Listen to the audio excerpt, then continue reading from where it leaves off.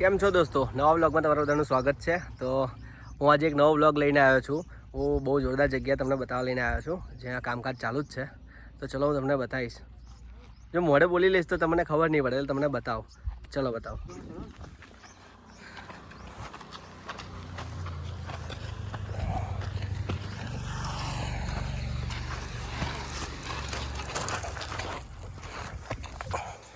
Surprise વસ્તુ છે. Surprise surprise surprise surprise surprise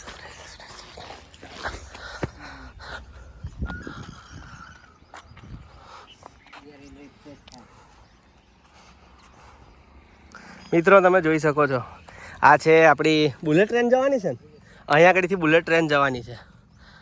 તમે જોઈ શકો છો, આ દૂર દૂર દૂર સુધી આ પેલું ગામ છે. આ વડ છે, 200 વર્ષ પુરાનો વડ છે, જૂનો. અને હવે લાઈન ચાલુ થઈ ગઈ છે ખેંચવાની. બહુ જોરદાર લોકેશન છે. તો દોસ્તો તમે જોયું એમ, હું તમને કહેતો હતો ને કે હું બોલીશ તો તમને ખબર નહીં પડે, એટલે તમને બતાવવું જરૂરી હતું. તો જોરદાર લોકેશન છે. તમે જોઈ શકો છો, આ જગ્યાથી બુલેટ ટ્રેન જવાની છે.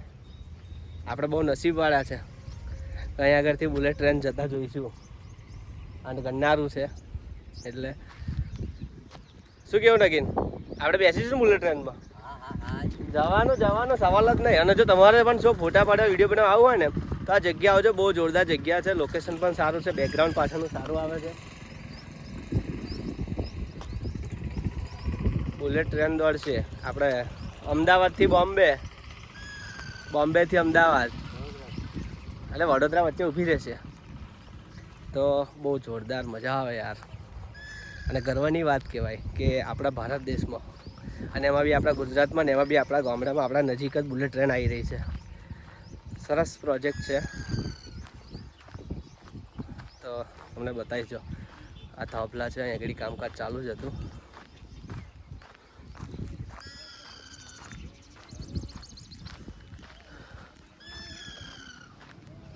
જો કામકાજમાં તમને બતાવું તો આ સ્ટીલના થાંભલા છે.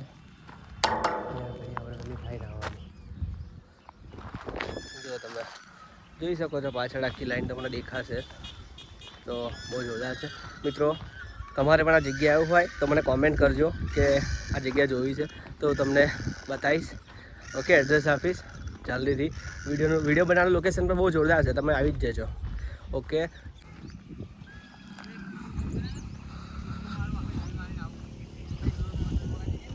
જો અમારા નગીનભાઈ વિડીયો બનાવવાનો શોખ થયો છે કે વિડીયો બનાવીએ, પેલી કૂદકા મારવાની, સ્ટન્ટ કરવા, પેલા ટંટ કરવા છે, ટંટ.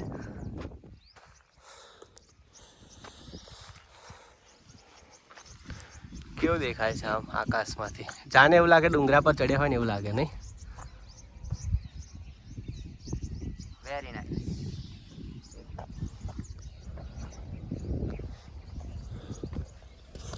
આ વિડીયો એટલા માટે બ્લોગ પોસ્ટ કરી કે જ્યારે બુલેટ ટ્રેન આવશે ને, વિડીયો પોસ્ટ કરીશ યુટ્યુબ પર, તમે જોઈ લેજો.